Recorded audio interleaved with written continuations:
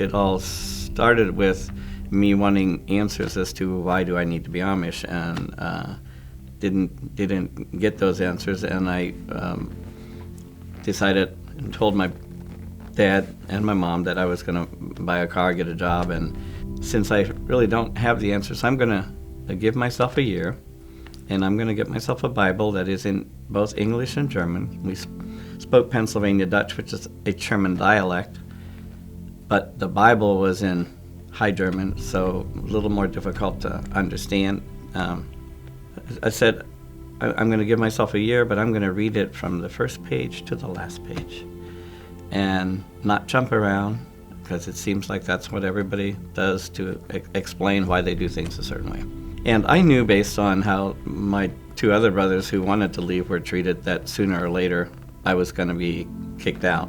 When that day came, when I came home one Sunday evening in January, when it was cold, snowy, doors were locked, and a flashlight went on inside, and they told me that I couldn't come in unless I promised to sell the car. So I slept at my friend's couch until I had enough money saved up so I could find an apartment.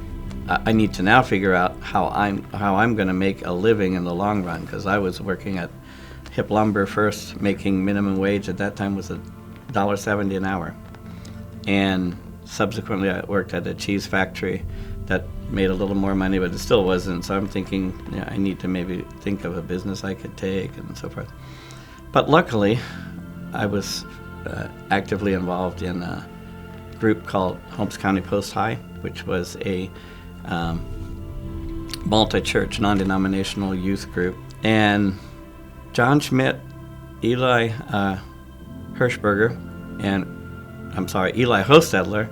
and Ernie Hirschberger were kind of my three friends in that group that I associated the most with. And one fall, when we had one of our Bible studies and youth meetings, and there were a whole bunch of people that would be leaving now for college.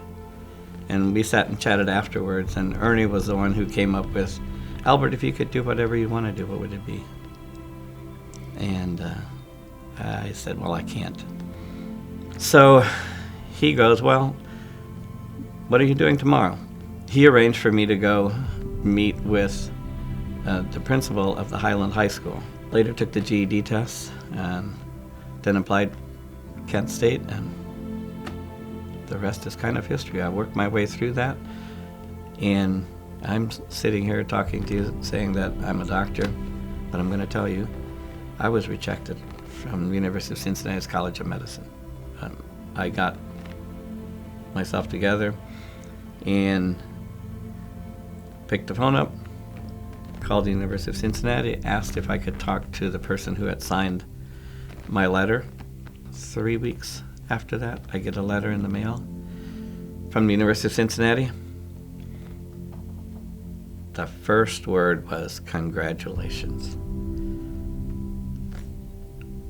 How I did all that was by always having God in the center of my mind, and always